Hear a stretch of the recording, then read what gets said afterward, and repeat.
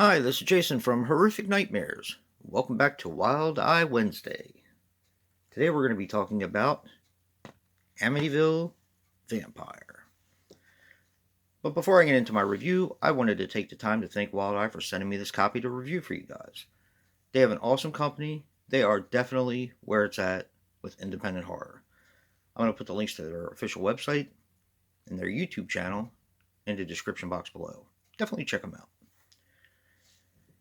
Amityville Vampire is a 2021 film, which runs approximately 93 minutes, and it's kind of a horror movie slash anthology. It's a little different, kind of like Fear. No, Future Fear. So I'm not going to be doing this the same way I do all anthologies because it kind of doesn't fit the mold in a way, and I like it. I like that. Okay, this is written and directed by Tim Vigil. He didn't have anything to his credit. This stars Gin and Tonic as Lilith. She was in Escape from Area 51, Exorcism at 60,000 Feet, and Predator World, also available through Wildlife. This stars Miranda Milano as Fran. She didn't have anything to her credit. And Anthony DeVise as Johnny, or Dearce. I think it's Dearce as Johnny. He had some shorts and some TV to his credit. Now, this is a pretty interesting one. You have Fran and Johnny who are dating.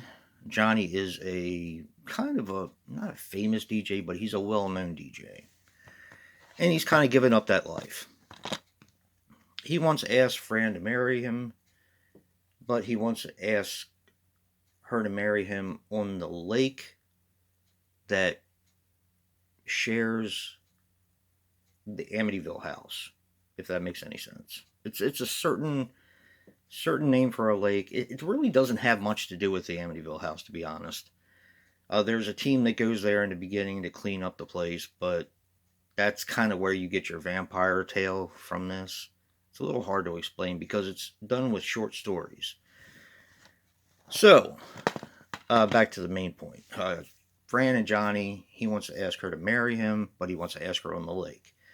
And as they're on the way to the lake, he starts telling her these short stories about vampires around the Amityville area.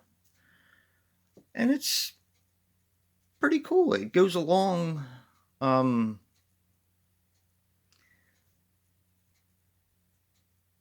like I said, it's not a typical anthology, which is kind of an interesting way of doing a movie. It's like short stories within this big story, which you could say, well, that's an anthology. Well, it's just done in a different way. It's not the same type of typical anthology that we are used to seeing, where it has a standard wraparound. The wraparound is the main story and what actually drives the plot forward. Eventually, they do get to the lake and they're camping, and something happens while they're there. I don't want to get into it because I don't want to spoil the end, but there's like 3 stories involved, and these stories are about Lilith, the vampire around the area of Amityville. And as I said, they kind of show in the beginning how she becomes the vampire, and then several stories, or a couple more stories, on her as a vampire. So this one's actually kind of a different one. And this is one of the movies from Wild Eye that they're doing something new now. Now here's the disc of Amityville Vampire. I'm not supposed to be handling it that way. But they've started to do reversible artwork, which I think is like super, super cool. Now this is the one I displayed that you guys saw, which I think is really cool. And this is the reversible artwork.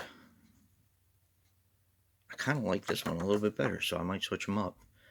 But I just think that's really cool that, Wild Eye is starting to do that. The thing about Wild Eye is they're very good at tuning into what the fans like. And not only being, great for independent horror, they're trying new stuff out. And I appreciate that. I appreciate the effort. I appreciate The fact that the fans love reversible artwork, they're giving it to them. Next thing you know, it's probably going to be slipcovers because the fans love slipcovers as well. Sometimes I think people collect based on stuff like this rather than the movie itself. So yeah, kudos to you, Wild Eye, for doing this. I have a couple more actually that have alternate artwork as well that I'm going to be doing in upcoming weeks. So stay tuned. Another special thank you to Wild Eye, and if you like what you see in here, hit that like button and subscribe. And until next time, peace.